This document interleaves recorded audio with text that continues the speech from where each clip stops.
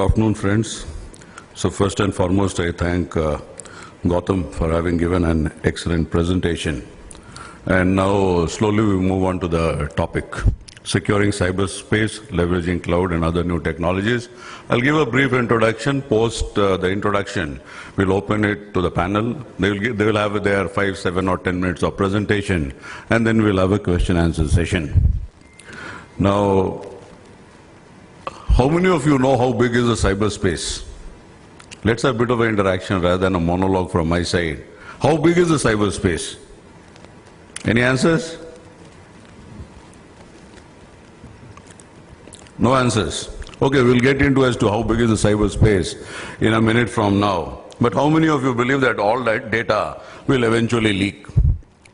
So this whole leaking business has finally reached the iCloud, which was supposed to be one of the most secure locations on what you call as your cloud computing. So that is where it has reached. And what I call as the breaking news, I started 2 months back, I still maintain it as a breaking news, is that $14 billion is what President Barack Obama has proposed to boost the US cyber security defenses. Now how much we will be needing, we're not sure of. And the best part of the story is, I think this would be the first real public-private enterprise in the world. Because the expertise, the skills, the laws, the policies, procedures, they have to supplement and complement each other. It has to supplement each other. And to supplement that, we have an executive order from President Barack Obama regarding sharing data between the companies themselves and sharing it with the government. And they are also thinking of creating a new agency by name Cyber Threat Intelligence Integration Center, which will be at the underbelly of FBI, CIA, Department of Homeland Security, and also provide cyber intelligence to the private enterprises. So that is where we are. Now that you people did not decide to tell me as to what the cyberspace is all about, this is the cyberspace definition of 2008. I'll not go into the details of it. Suffice to say that it covers literally anything and everything under the sun, and there's absolutely nothing which is outside the cyberspace. So how big is the cyberspace? I think it has crossed even 40 billion. It will cross much beyond that with the Internet of Things coming into operation. So this is what the cyberspace is all about. And there's absolutely nothing in the present day, they call it the Uber connected world, which is outside the cyber world, outside the digital world, outside the digital enterprises. And the way things are moving, I think we are literally stripped out of every confidentiality and privacy. We had the Patriot sort of act very recently in France, post the Charlie Hebdo. So what I say is cyber is the world.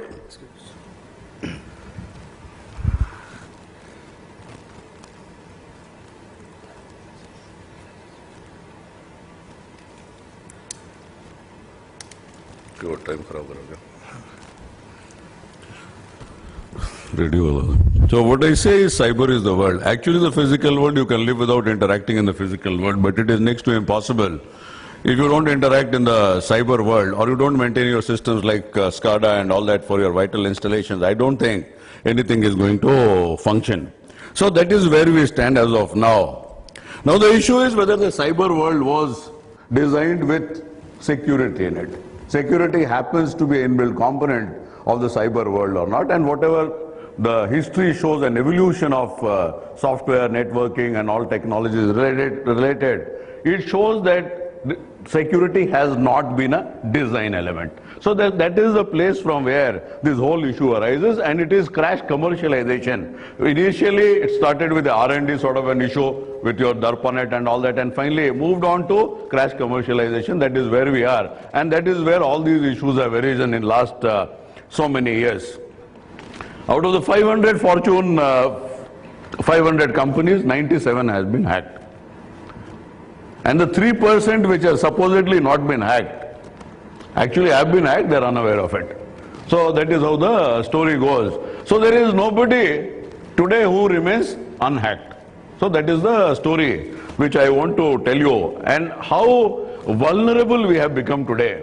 That is the message I want to send it across to you. and there will be lots of people who will be talking about hacking, hacking and hacking. And I think over the last 1 year, I have also read a lot about hacking, and I thought hacking is the issue which the cyber world is facing, and hacking is the challenge which the cyber security faces. Unfortunately, that is not the issue. There are lots and lots of issues which is facing the cyber world today, and let me tell you with extreme amount of clarity that it is not a police issue, it is not an IT issue, it is not a cyber issue. It literally affects our existence to the minutest level. Your social life, the politics of nations, literally anything and everything. There is absolutely no world outside this. So let me tell you very, very clearly, whether it is the Arab Springs or it is the Anthem League, the manner in which you are affected is mind-boggling. There's a 15-year-old girl and they get a message from one of these maternity shops or whatever. And the father got angry, no, it cannot be like this. So he showed something on the social media, and that was the reality. It is breaking families. I think in 81% of the divorce cases in the US, Facebook is cited as an evidence. So that is where we are. Cyber security happens to be the biggest emerging threat to mankind. We have over and over again found ways and means to get over threats which try to decimate mankind. And in the digital world, I think Y2K was the last one which we faced. But I think we are facing a much bigger threat. I'll not get into details of what the system should provide. We'll keep moving ahead. We had 3 phases of intrusive, disruptive and destructive. We have the present day destructive attacks. We had lots of hackers who used to get in on fun, then some amount of money, then extortion and the like. Today they are wiping out the whole source code.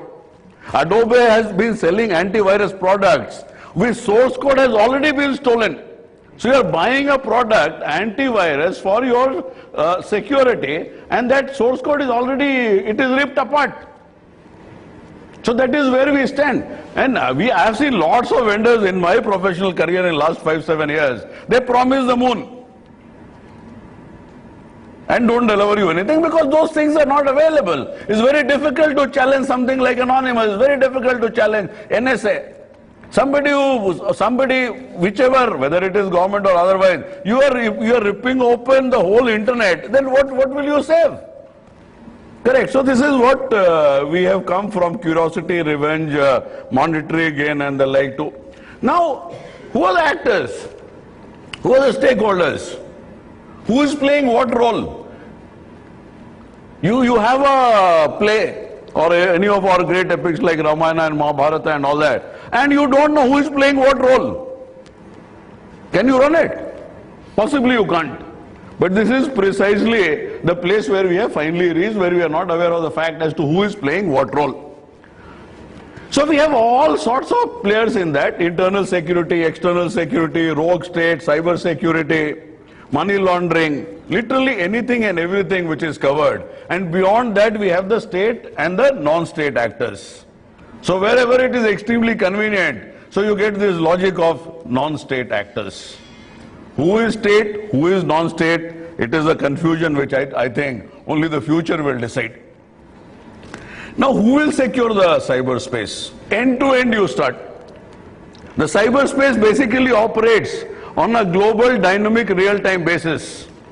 The globe operates on the concept of a nation state, a sovereign state, the law which is specific to that country. And you come down to law and order, it operates at the provincial level. It is in the state list as far as India is concerned. Is it like any other security? Certainly it's not like any other security. First, the problem itself is ubiquitous, and so the challenge also remains at a very high level: expertise and skills and other issues which also come into play. Do we know what we want to secure and which are the agencies? So we neither have a gap analysis, nor do we have a resource analysis, nor do we have a detailed project report, but we have a very fond hope that one fine day we'll be able to sort out this issue. And that also comes to the question where we have the wherewithal to do it or we don't have the wherewithal to do it. I run a system which is known as Police IT in Karnataka. So it is a software which is an ERP, and we have our own networking and we run our own data center.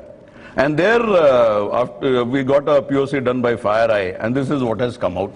And I don't think in last 5-6 years of his operation, we were aware of any of these things. There is some EPT-30, I think there's some malware which was running out from, I think, China, which was taking care of whole of the Southeast Asian. It was running on a system wherein it was like providing complete website services. So they had shift duties, they have literally anything and everything which was going on. So what has actually happened is that since mankind came into existence, our thought process has been linear. And today we have landed in a situation where everything is exponential and so is crime. To rob a guy, you have to make so much of an effort.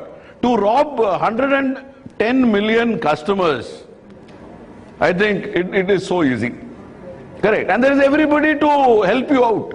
There is a whole underground economy which operates. So literally anything and everything, you have privacy laws. Those privacy laws are, I think, the biggest destroyers of privacy. So hacker today is in the center of the cyber universe. These are the other issues which keep cropping. We'll not get into the morality or ethics of it.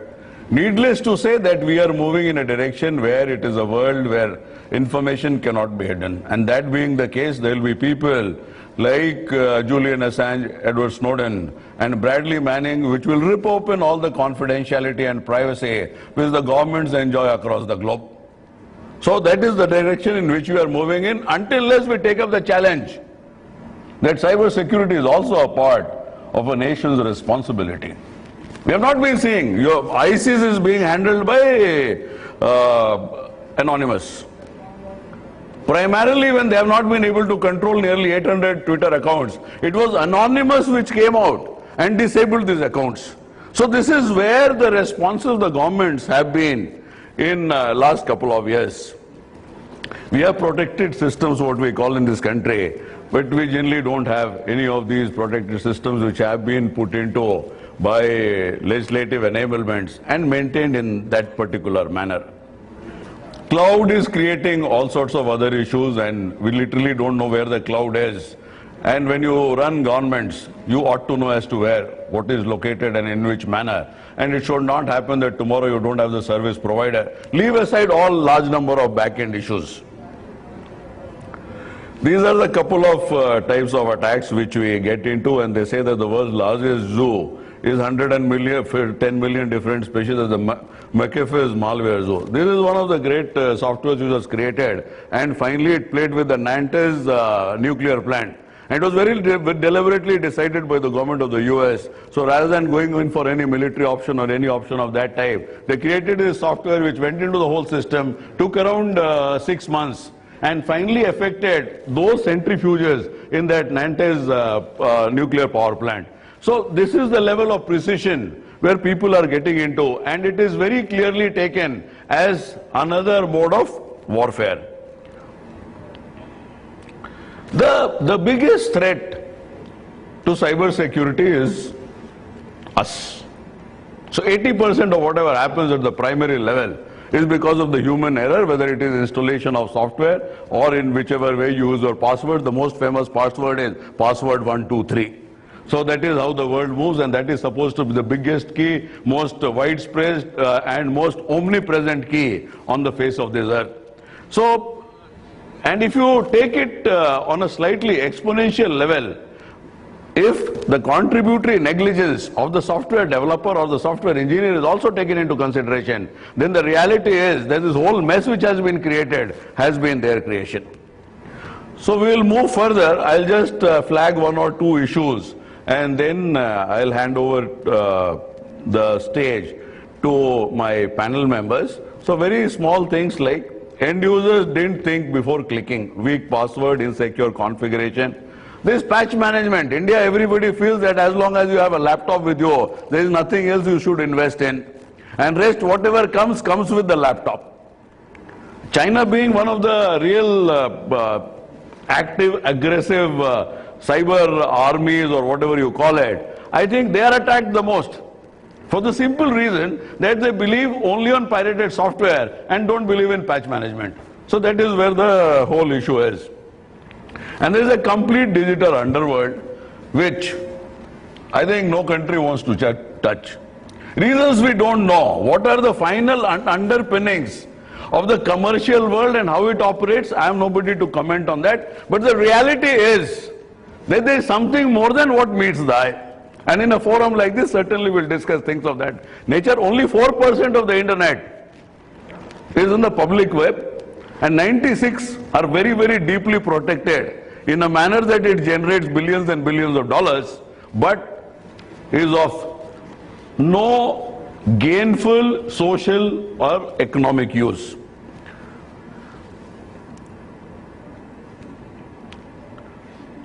We had this Sony breach, and I think Sony was hacked a couple of times in 2012 and 13 also. So finally, I think the same story gets repeated. So lip service is the name of the game, and we don't learn lessons. That's the biggest lesson we have. So whatever come may, we don't learn lessons. Now there are a couple of things which are deliberately being done to forestall cyber security, or for that matter, privacy and confidentiality completely. And one is what you sign as your terms of service. You don't sign, you just click it. And they say in America, I think if they go through those 100, 200 documents which they supposedly submit or sign or agree, it comes to 76 days of reading. And it is written in 4-size font. So deliberate, it's very, very deliberate. There is no rule of law. You're not being given the time. They don't want you to know. There is no legislation across the globe which says these are the standards on which a term of service should be signed. It is not an informed consent. It is blatantly fraud. It is being played on every single citizen on the face of the earth.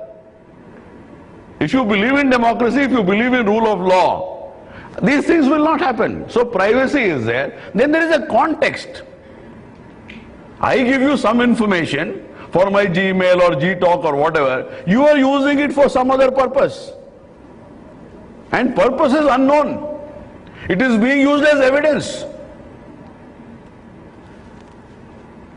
Data extraction has become a hobby for all great players, and a couple of those companies' names I don't remember, they have made it a $160 billion industry.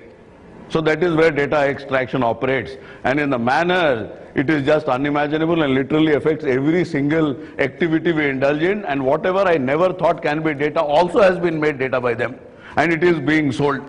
So there are creators of data, there are sellers of data, and they are enjoying whatever they want to, and we are stuck up in between. So we are not customers. We are not customers, we are products. We are products. Correct. So, and it is, this whole industry is basically a data extraction industry.